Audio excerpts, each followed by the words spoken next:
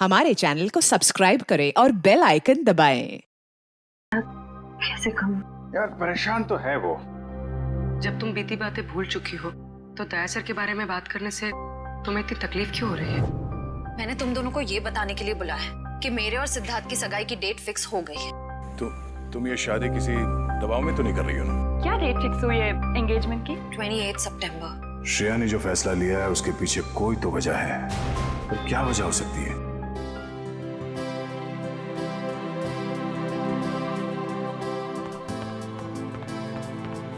लीजिए पापा आपकी कॉफी। लाओ लाओ लाओ। बिल्कुल वैसी जैसे आपको पसंद है। गरम है आराम से।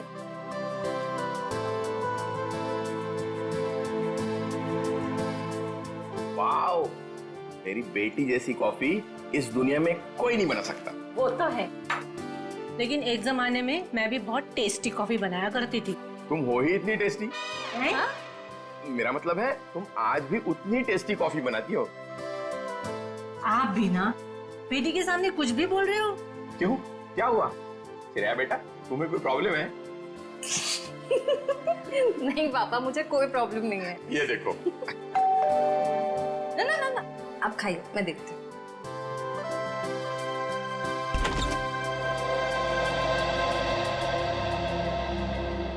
सिद्धार्थ, क्या हुआ, चौंक गई मुझे देखकर? सिद्धार्थ बेटा आओ, अंदर आओ। बैठो, मैं तुम्हारे लिए अरे कॉफी। नहीं श्रेया, मैं थोड़ा जल्दी में हूँ। मैं ये एंगेजमेंट कार्ड दिखाने आया था।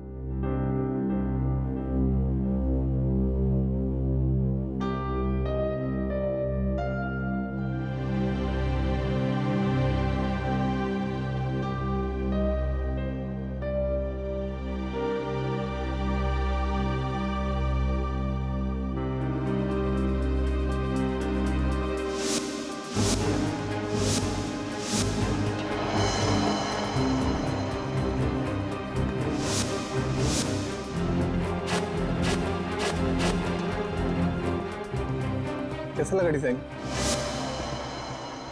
कार्ड पसंद नहीं आया? कोई बात नहीं, दूसरा बनवा लेंगे। नहीं, कार्ड अच्छा है।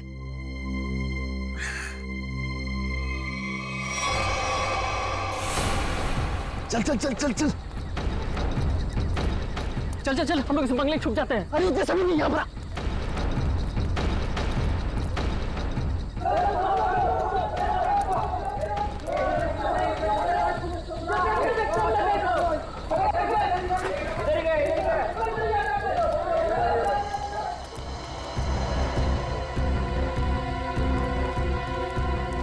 चल चल, निकलते हैं यहाँ से।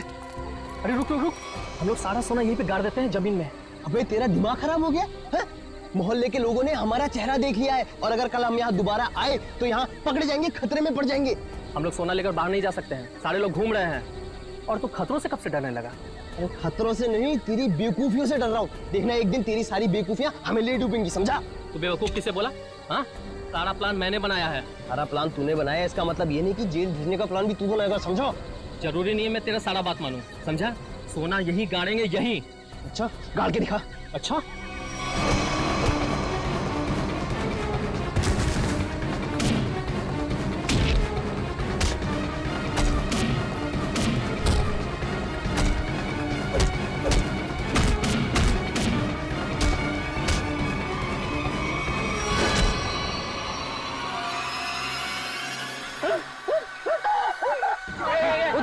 उधर से आवाज है। चल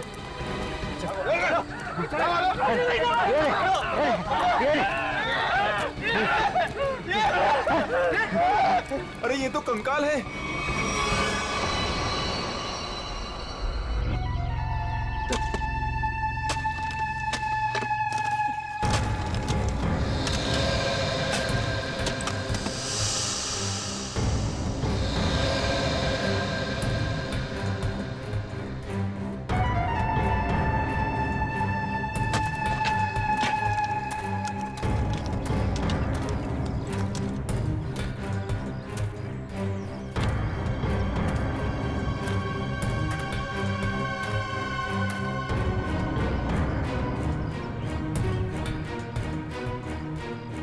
कैसा दिमाग होता है इन मुजरिमों का। खून करके मन नहीं भरा तो डिजाइन बना दी हड्डियों की। सचिन, तुम दोनों एक काम करो, घर के अंदर से अच्छी तरह से तलाशी ले, देखो कुछ ना कुछ मिलता है क्या। हा? बॉस ये देखो, उस सिर पे रहने ये डिजाइन हाथ और पैर की हड्डियों से बना है। ये देखो, ये पैर की हड्डी और ये हाथ की हड्डी। टांगों की हड्डियां अलग अलग लोगों की हैं? हाँ तारिका, अलग अलग इंसानों की है। बस मुझे लगता है कम से कम 2 लोगों का तो खून हुआ है यहाँ पर। सर, हाँ विक्रम। सर ये बाकी की हड्डियां मिल गई है, इन्हें यहाँ पे दफना के रखा गया था। एक एक हड्डी संभाल के उठाओ, हैं? एक एक हड्डी। ये देखो, जरा देखो, घर के अंदर कहीं खून के निशान मिलते हैं क्या?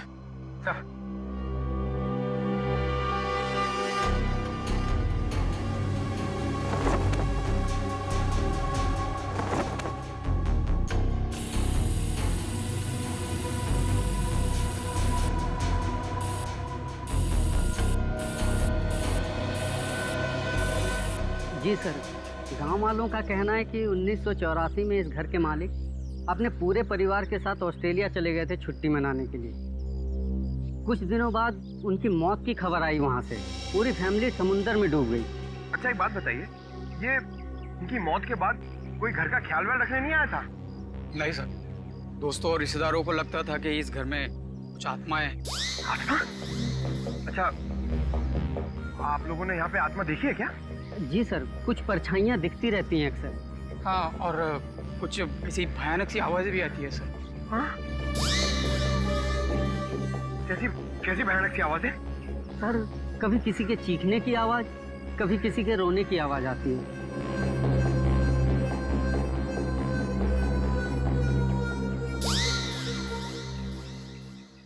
सड़के, इन सारी हड्डियों को देखकर लगता है कि खून एक आदमी का हुआ है और एक औरत का भी।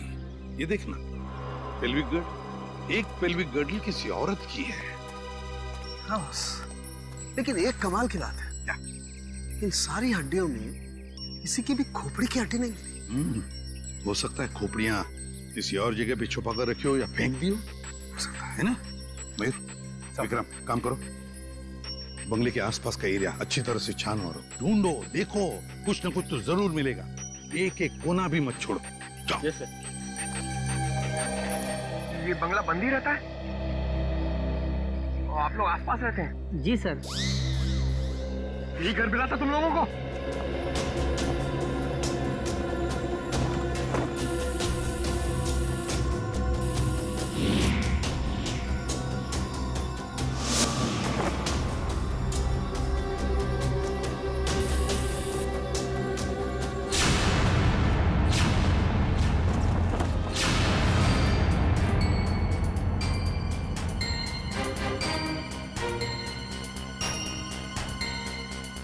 सूखा हुआ खून। सर, ये टेप रिकॉर्डर और ये प्रोजेक्टर मिला है। टेप रिकॉर्डर और प्रोजेक्टर और ये सूखा हुआ खून, इसका मतलब कोई ना कोई बहुत गहरा राज छिपा है इस बंगले के अंदर। सर, सर खोपड़ी तो कोई नहीं मिली, मगर ये कार की चाबी मिली। कार की चाबी है ना, बड़ी अजीब बात। कार की चाबी है पर यहाँ पर कोई गाड़ी नहीं। एक आदमी एक औरत की हड्डियां हैं पर उनकी खोपड़ियां नहीं। फिर है क्या ये सारा चक्कर? और फिर किसने किया है ये? RAIMA, हड्डियों से रायमा लिखा है सर। रायमा लगता है किसी लड़की का नाम है ये। सर, कहीं ये उसी लड़की का नाम तो नहीं जिसका हमें कंकाल मिला है? हो सकता है। तो अगर वो 2 चोर लुटेरे वहाँ बंगले में छुपने के लिए नहीं जाते तो हमें कहीं पता ही नहीं चलता कि वहाँ 2 मुर्दे खड़े हुए हैं। और ये भी पता नहीं चलता कि वहाँ पे एक आत्मा है।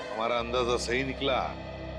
ये खूनी इस प्रोजेक्टर के जरिए किसी को डरा रहा था, आत्मा बनकर। सर हो सकता है कि इस फुटेज का उन मुर्दों के साथ कोई लेना देना ही ना हो। I mean, लोगों में ये अफवाह फैली है कि इस बंगले में आत्मा है, तो हो सकता है कि ये पूरी फुटेज किसी ने किसी के साथ मजाक करने के लिए बनाई हो। नहीं श्रेया नहीं, इन दोनों चीजों का जरूर एक दूसरे से कोई ना कोई संबंध है। ये डरावनी फुटेज उस खूनी के विकृत दिमाग में से ही निकली है। हाँ सर, किसी को डराने या मजाक करने के लिए कोई इतनी मेहनत नहीं करेगा। फुटेज में ये जो आत्मा है, इसे प्रोफेशनल तरीके से फिल्माया गया है, स्पेशल इफेक्ट्स के साथ, जैसे फिल्मों वगैरह में होता है। और इस फुटेज को देख के लगता है सर कि खूनी को स्पेशल इफेक्ट्स का काफी ज्ञान है, या फिर हो सकता है उसने ये फुटेज किसी स्पेशल इफेक्ट स्टूडियो में बनवाई। हाँ बिल्कुल सही, ऐसा ही हो सकता है। तो शहर में जितने भी स्पेशल इफेक्ट्स के स्टूडियोज हैं, सब में जाकर के पता लगाना पड़ेगा। आइए सर, ये बलविंदर है, वो गाड़ी की चाबी इन्हीं की थी। क्या बात है सर, मुझे यहाँ क्यों बुलाया गया है? हमें आपकी गाड़ी की चाबी मिली है। कहाँ से सर? उन्नति नगर, बंगला नंबर 13। ये एड्रेस कुछ जाना पहचाना लग रहा? नहीं सर। नहीं? रायमा नाम सुना है पहले कभी? बिल्कुल नहीं सर। मगर सर, इसका मेरी गाड़ी से क्या लेना देना है? आपकी गाड़ी है कहाँ? सर वो तो कई सालों से गायब ही है। कब से? 5 जुलाई 2011। दरअसल मेरा टैक्सी का बिजनेस है। मेरी कंपनी का नाम है बलविंदर एंड कंपनी। मेरा ड्राइवर प्रीत उस दिन गाड़ी लेकर न जाने कहाँ गायब हो गया। तब से लेकर आज तक मेरी गाड़ी का कोई अता पता ही नहीं है सर। और उस ड्राइवर का? अस्पताल से फोन आया था कि उसे वहां भर्ती किया गया है। मैं उसे वहां देखने गया था। उसकी हालत बहुत खराब थी सर।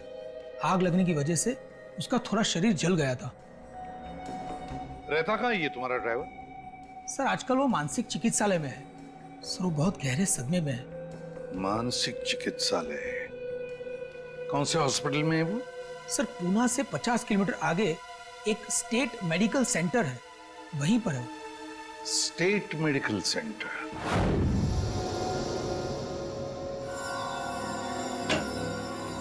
हाँ तारिका जी, कुछ बात बनी? सर चेक कर रहे हैं ना, कुछ ना कुछ तो पता चल ही जाएगा। भाई साहब, मैं दिखाई नहीं दिया आपको? दिखाई? अरे सर, आप तो सपने में भी दिखाई देते हैं।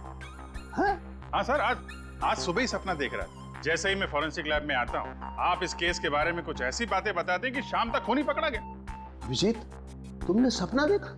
जी सर। और सपने में मुझे देखा? जी सर। ना, तुमने सपने में तारिका जी को देखा होगा। जी सर। नहीं सॉरी सर, क्या कह रहे हैं सर आप भी? तो बताइए डॉक्टर साहब, इन कंकालों ने अपनी आप बीती बताई? हाँ, थोड़ी बहुत बातें पता चली है। सबसे खास बात ये कि ये कंकाल वक्त के साथ कंकाल नहीं बने। खूनी ने इन्हें मारने के बाद तुरंत इन्हें कंकालों में बदल दिया है। मतलब खूनी ने इनकी खाल को एसिड से जला दिया है। माय गॉड, इतनी बेरहमी से मौत हुई इनकी। और ये जो कंकाल है ना, ये कंकाल एक आदमी का है। इसकी उम्र 30 से 35 साल है और इसकी लंबाई लगभग 6 फीट के आसपास। और ये जो हाथ पे उंगलियों में आपने निशान लगा रखा है, ये क्या है?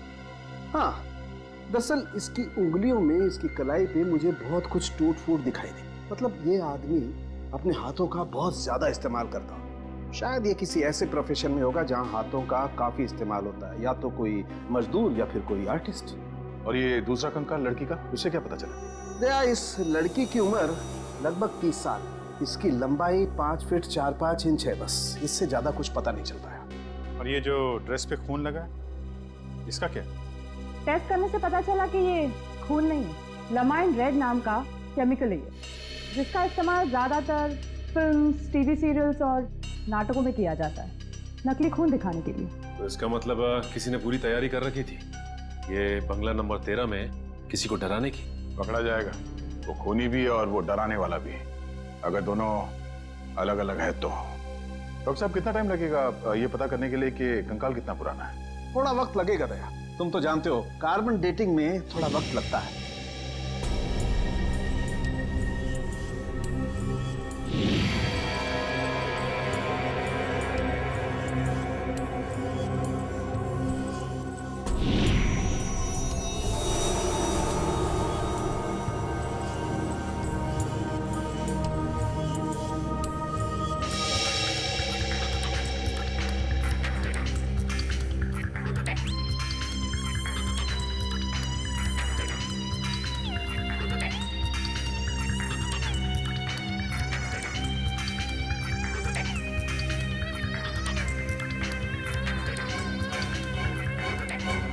गुड। अब गणित शुरू हो गई है। अब पता लग जाएगा दरअसल इन लोगों की मौत कब हुई थी। सर मुझे लगता है इन दोनों को एक साथ ही मारा होगा।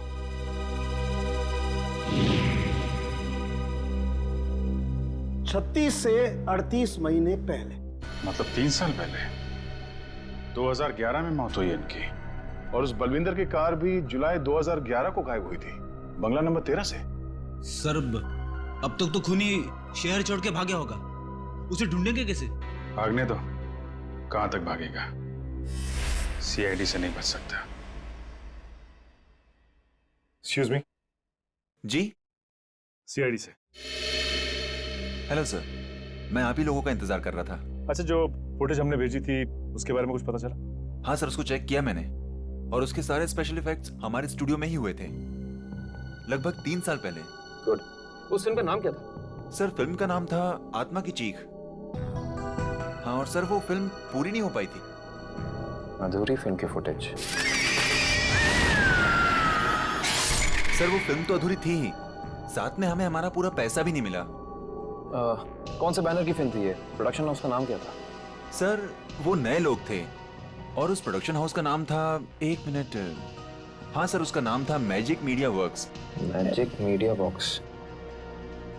अब तो यही लोग बताएंगे कि इस आत्मा की चीख को लोग सुन के नहीं पाए। ब्रीत की हालत भी पिछले 3 सालों में बिल्कुल सुधार नहीं हुआ। उस वक्त भी किसी लड़की की आत्मा के बारे में बात करता था और आज भी करता है। सर लड़की की आत्मा? अच्छा, पिछले 3 साल में जितने भी लोग प्रीत से मिलने आए थे उनकी लिस्ट चाहिए हमें। हाँ, हैरानी की बात यही है सर, पिछले 3 सालों में इससे कोई भी मिलने नहीं आया सिवाय मिस्टर बलविंदर के, जो इनके इलाज का खर्चा उठा रहे हैं। बलविंदर? जी सर। ओके।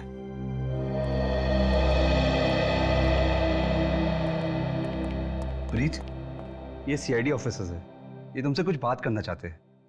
सीआईडी? ये सीआईडी क्या होता है? सीआईडी का मतलब है दोस्त। और प्रीत, दोस्त किसे कहते हैं? जो अपना सुख दुख दूसरे दोस्त के साथ बांटता है ना? और हम सब तुम्हारे दोस्त हैं, तो अब तुम हमसे तुम्हारे सुख दुख बांटोगे ना? ठीक है दोस्त। देखो प्रीत, अब मैं तुमसे कुछ कहूंगा, कुछ पूछूंगा, इन सब चीजों का बड़े शांत दिमाग से मुझे जवाब देना।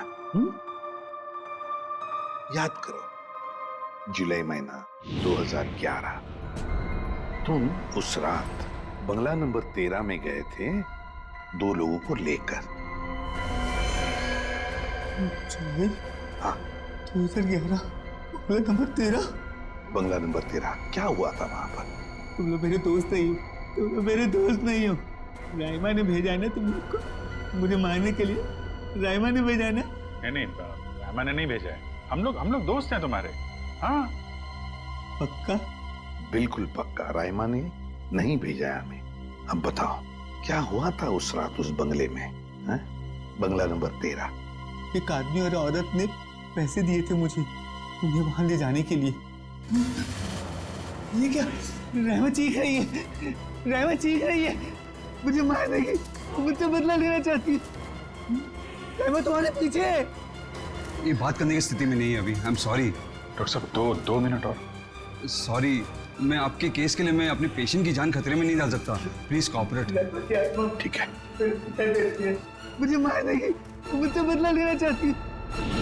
अभिजीत, एक बात तो पक्की है कि उस रात प्रीत बंगला नंबर 13 में एक आदमी और एक औरत को लेकर गया था, और हमें जो कंकाल मिले हो शायद उसी आदमी और उस औरत के हो। हाँ सर, ये आत्मा वाला ड्रामा करके उनको डराया, मार डाला, फिर सर अलग कर दिया ताकि पहचान ना हो सके। सर, ये प्रीत बार बार राइमा आ रही है ऐसा क्यों बोल रहा? कहीं राइमा जिंदा तो नहीं? इस बात का तो पता लगाना ही पड़ेगा कि प्रीत की बातों में कितनी सच्चाई है और कितना भ्रम। लेकिन एक बात तो पक्की है, इस राइमा का इस केस के साथ कोई ना कोई संबंध जरूर है। इस राइमा की कुंडली निकालो। राइमा।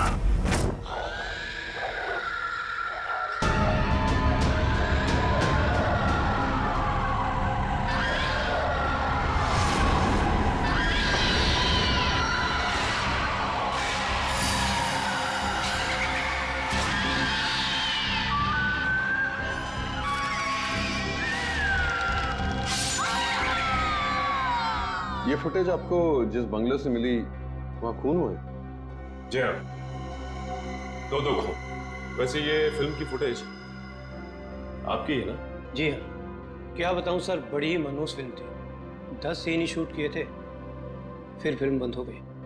और बंद होने के बाद इस फिल्म के सारे राइट्स मैजिक मीडिया बॉक्स के पास आ गए, if I am not wrong, है ना मिस्टर आलोक?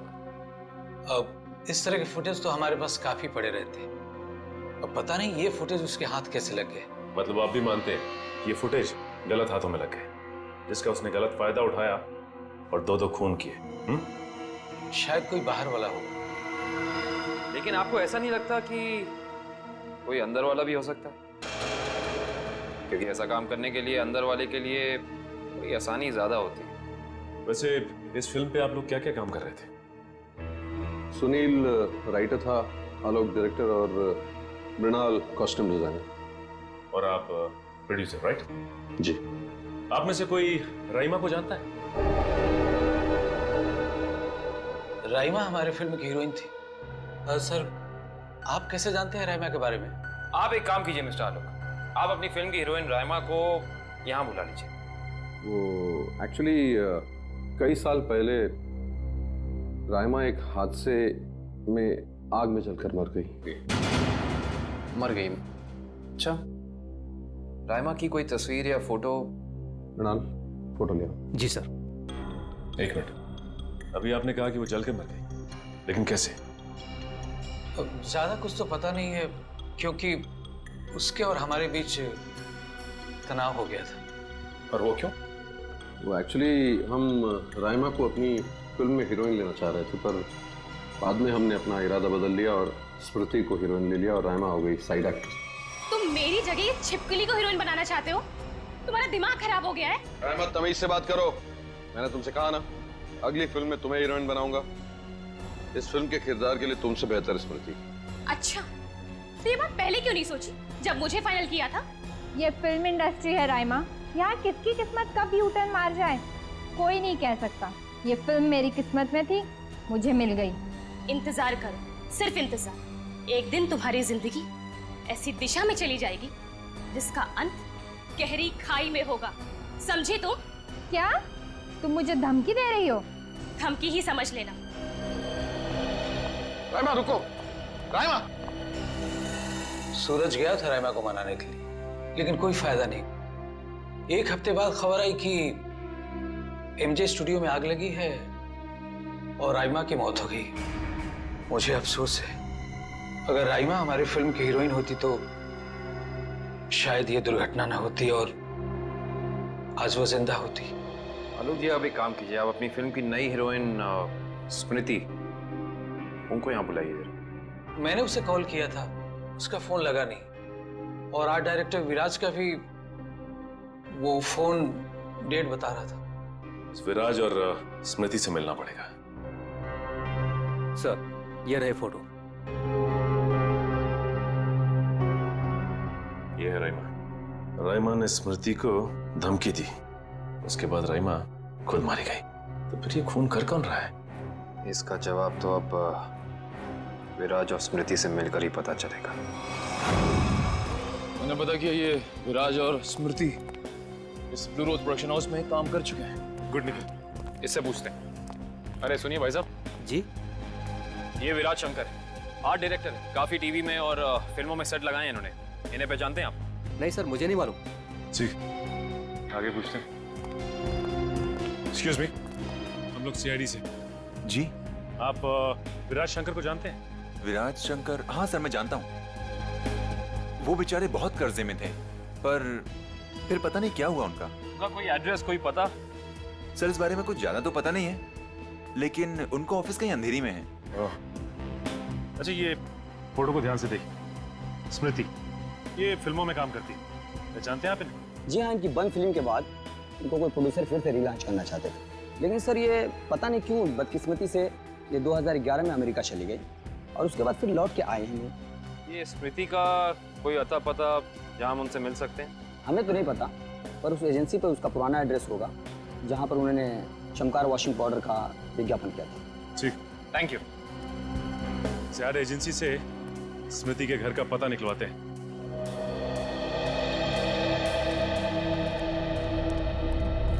पुलिस की रिपोर्ट के हिसाब से राइमा इसी एमजे स्टूडियो में जलकर मरी है। पता नहीं काबिल, लेकिन ये बात इतनी सीधी है नहीं जितनी की लग रही है। जैसा कि फाइल में लिखा हुआ है कि स्टूडियो में आग लगी रात के 2 बजे। ये राइमा स्टूडियो में 2 बजे करने क्या आई होगी, जबकि यहाँ शूटिंग भी नहीं चल रही थी। सही कह रहे हो सच, लेकिन एक बात है जो मेरे दिमाग से निकल नहीं रही है, वो ये कि यहाँ रात 2 बजे आग लगी तो सुबह 5 बजे तक किसी को पता क्यों नहीं चला? और रिपोर्ट के हिसाब से यहाँ आग 5 बजे लगी। जिन पुलिस वालों ने इस केस की तहकीकात की थी उन्होंने जरूर कुछ गड़बड़ की है, तभी तो केस के 2 महीने के बाद उनका ट्रांसफर यानी कि तबादला हो गया था। हो सकता निखिल, लेकिन उससे ज्यादा अहम बात यह है कि रिपोर्ट के हिसाब से यहाँ राइमा की एक हड्डी तक नहीं मिली। मतलब आग इतनी भयंकर थी। स्टूडियो को देख के ऐसा लगता नहीं है कि आग इतनी भयानक होगी कि चलने वाले का नामो निशान राख हो जाएगा।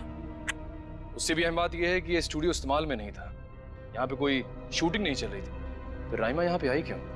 इसका पता तो तभी चलेगा जब हम इस स्टूडियो को अच्छी तरह से छान मारेंगे। देखते हैं क्या मिलता है।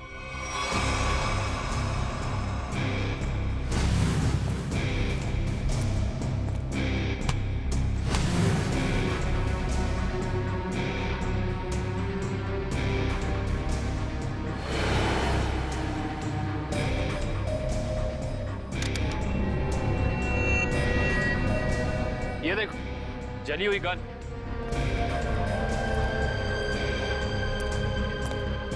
हाँ, ये तो पूरी पिघल चुकी है। पुलिस वालों ने लगता है अपना काम ठीक से किया नहीं, देखा नहीं से पहले। भी हो सकता है कि राइमा ये गन किसी को मारने के मकसद से लाई हो, या फिर हो सकता है कि कोई राइमा को मारने के लिए लाया हो। ये भी पॉसिबिलिटी है। जरूर कुछ है यहाँ, देखते हैं और क्या मिलता है।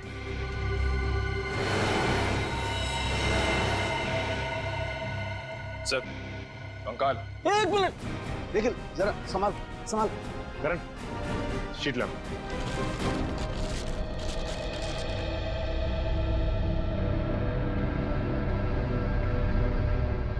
एक बार कंकाल, वो भी पूरी तरह से जला हुआ।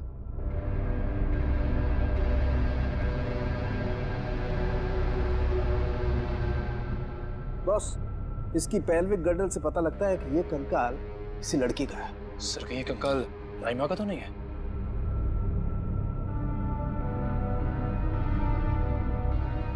और इसकी लंबाई 5 फीट 6 इंच है। और राइमा की लंबाई 5 फुट 3 इंच।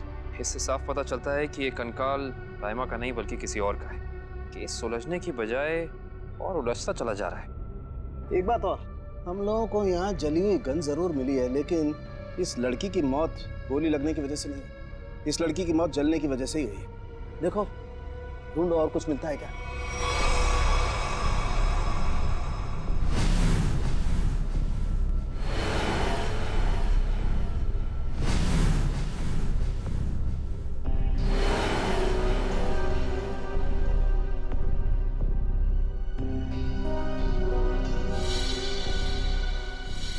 सर ये देखिए।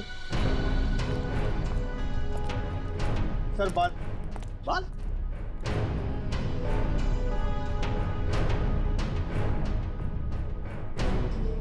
ओह, सर ये तो किसी लड़की का बाल लगता है, या तो मरने वाली का या फिर राइमा का। ये किसका बाल है ये तो डीएनए के बाद ही पता चलेगा। सर ये अरुण है, विराज जी के वर्कशॉप के इंचार्ज। जी, आपको कुछ बनवाना था? जी हाँ, हथकड़ी बनवानी है।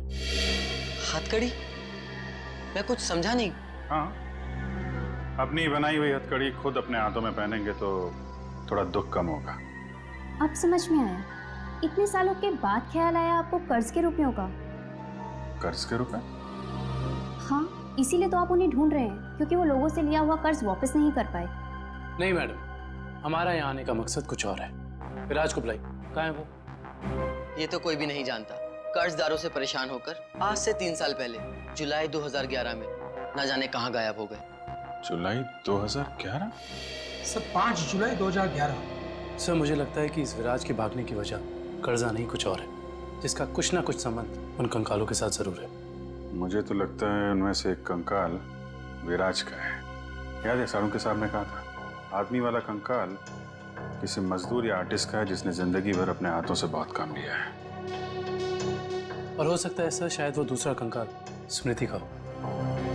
ये विराज के परिवार वाले कहाँ रहते हैं? सर जहां तक मुझे पता है उनके परिवार में कोई और है ही नहीं। विराज अकेले ही थे? जी सर। चीज मिल जाती डीएनए सैंपल के लिए तो कंकाल वाला राज खुल जाता। ये सारी पेंटिंग उन्हीं की है ना? जी सर। देखो जरा।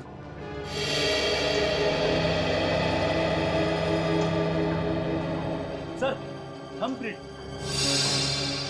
ये विराज का है? जी हाँ सर, और ये थंबप्रिंट ही नहीं, ये पूरी पेंटिंग सर ने अपनी उंगलियों से बनाई है। Finger painting? इतना तो काफी है डीएनए टेस्टिंग के लिए। आप लोग? हम लोग सीआईडी से। अच्छा अच्छा, आइए आइए, आप ही ने फोन किया था ना? जी हाँ। दरअसल बात यह है कि हम स्मृति के बारे में आपसे कुछ पूछताछ करना चाहते हैं। पूछिए ना, क्या पूछना चाहते हैं आप? क्या आप बता सकती हैं कि स्मृति का आपके अलावा इस दुनिया में और कोई भी नहीं है? नहीं, उसके माँ बाप बचपन में ही गुजर गए। अब बची है तो ये बूढ़ी दादी, बहुत ही प्यार से पाला है मैंने तो उसे। ये स्मृति अचानक अपना फिल्मी करियर छोड़कर अमेरिका क्यों चली गई?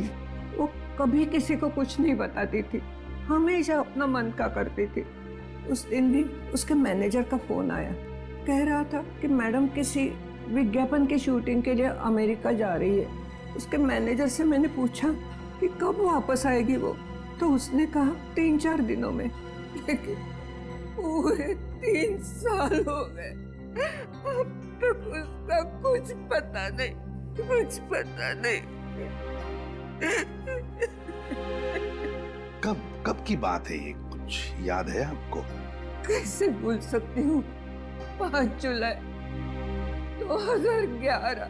सर वो कंकाल भी 3 साल पुराना है सर, कहीं वो। सर कम से कम इतना तो पता कर दो, मेरी बच्ची के साथ हुआ क्या? कहीं वो इस दुनिया में है भी या नहीं? जब तक इस राज का बोझ मेरे दिल पर रहेगा, मैं इतना चैन से जी पाऊंगी, न मर पाऊंगी। देखिए, मैं आपसे वादा करता हूं कि सच क्या है इसका हम पता लगा लेंगे। प्लीज आप अपना ख्याल रखिए, ठीक है?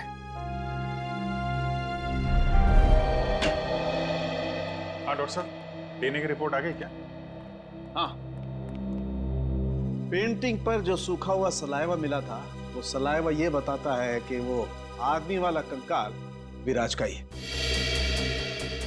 और हमने स्मृति की दादी का भी डीएनए टेस्ट करवाया, जिससे पक्का हो गया कि बंगलो नंबर 13 में जो कंकाल मिला था वो स्मृति का है।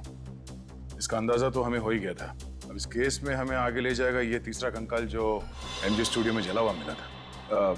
इस कंकाल से कुछ पता चला? हाँ, इस जली हुई लड़की का कंकाल विराज के कंकाल और स्मृति के कंकाल दोनों से ज्यादा पुराना है। और ऐसा लगता है कि इस लड़की को सिगरेट पीने और तंबाकू खाने की बुरी आदत थी, क्योंकि इसके जबड़ों से हमें तंबाकू के अंश मिले। और वो बाल इसी जली हुई लड़की के हैं? नहीं, वो बाल ना तो इस जली हुई लड़की का है, ना ही स्मृति का है। सर कहीं ये बाल रायमा का तो नहीं है? सर इस केस की सुई घूम फिर के रायमा पर आकर अटक गई। पता लगाना पड़ेगा रायमा के साथ आखिर हुआ क्या था। जैसा कि आप देख रहे हैं, सीआईडी ने एक और खूनी को पकड़कर एक बार फिर साबित कर दिया है कि उनके नाक के नीचे से कोई भी मुजरिम बच के निकल नहीं सकता। इस बार पकड़ी गई है बंगलो नंबर 13 में हुए खून की हत्यारी रायमा।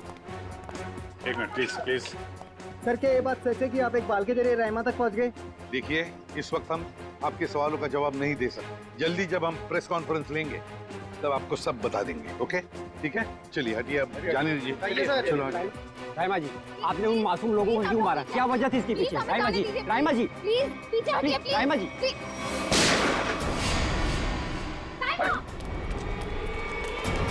पकड़ो उसे। अब खूनी पकड़ेगा इसे।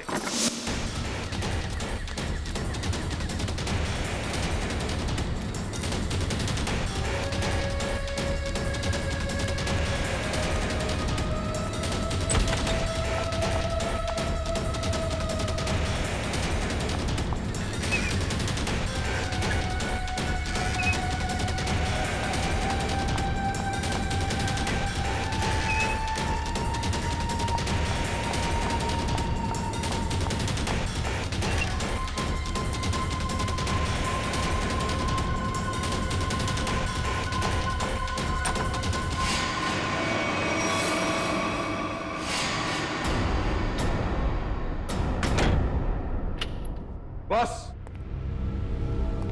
बहुत हो गया, अब कुछ नहीं हो सकता। बाहर आ जाओ। ये कहानी इसी घर से शुरू हुई थी और खत्म भी इसी घर में होगी, आज ही।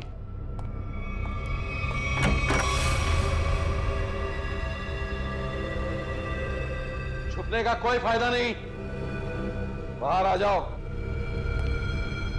सुना तुमने?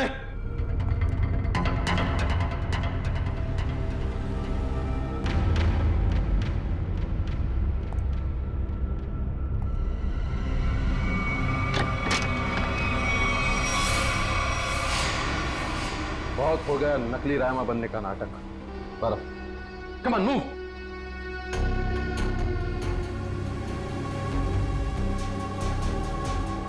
कौन हो तुम?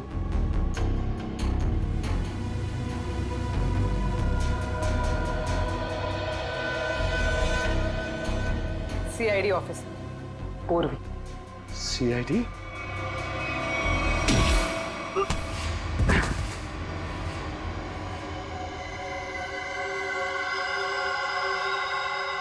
मैं और राइमा एक दूसरे से बहुत प्यार करते थे, इसलिए जब हीरोइन का रोल राइमा की जगह प्रीति को मिला तो तुम्हारे दोनों कानों से धुआं निकलने लगा है?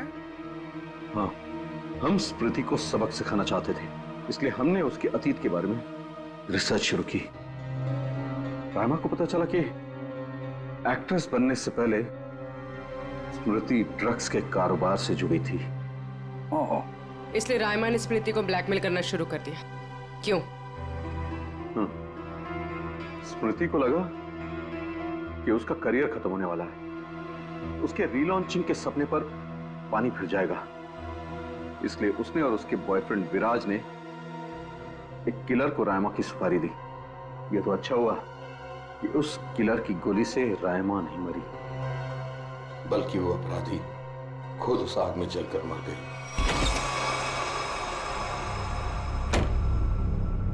विराज, स्मृति, कहाँ हो तुम दोनों?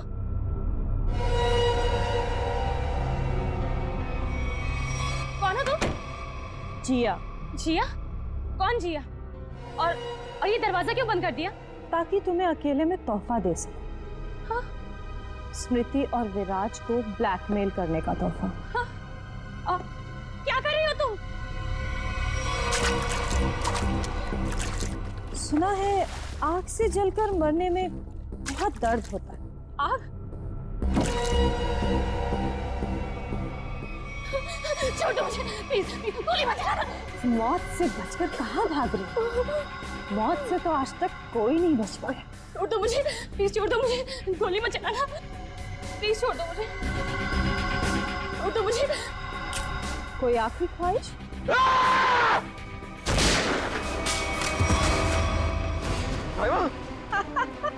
रायमा, मैं तुम्हें कुछ नहीं होने दूंगा।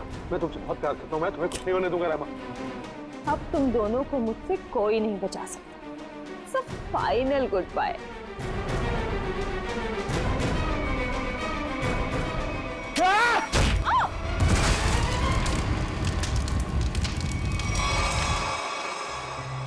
और राइमा, उसका क्या हुआ?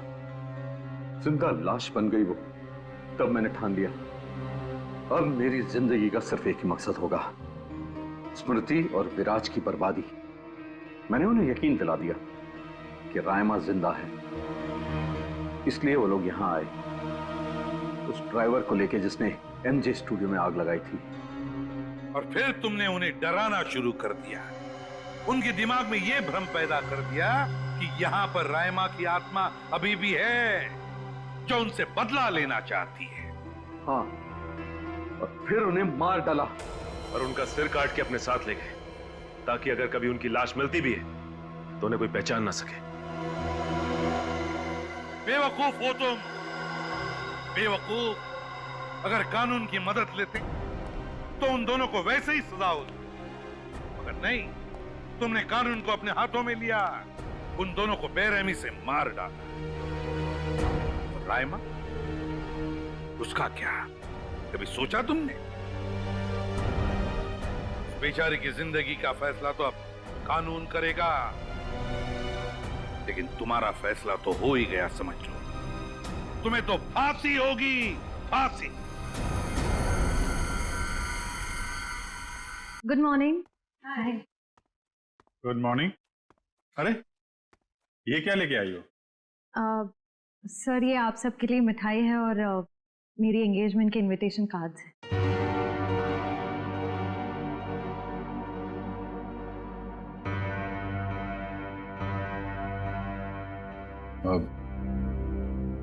तारीख पक्की होगी? जी सर, 28 सितंबर। अच्छा। दो हफ्ते बाद ही है। काफी तैयारी करनी होगी आपको तो। सर ज्यादा कुछ तैयारियां करनी नहीं, सिद्धार्थ को भी मेरी तरह एक छोटा सा ही फंक्शन चाहिए था। ये तो बहुत अच्छी बात है। Congratulation Shreya. Thank you sir. चलो मुंह मीठा कराओ। हाँ श्योर।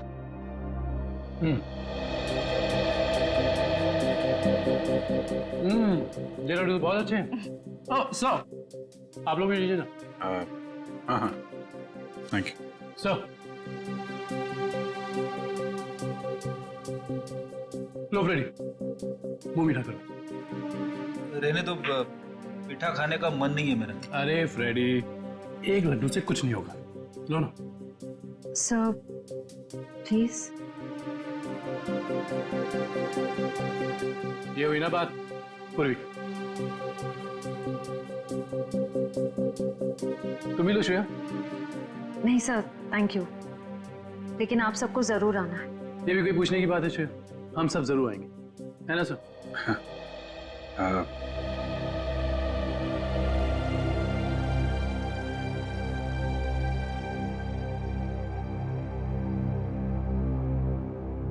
सर आप आएंगे ना?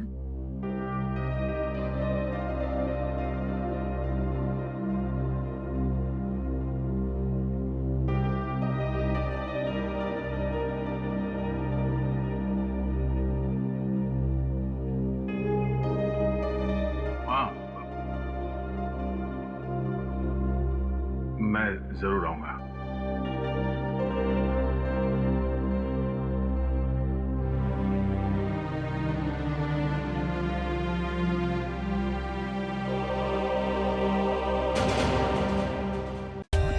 For more updates, subscribe to our channel, click the show links and enjoy watching the videos.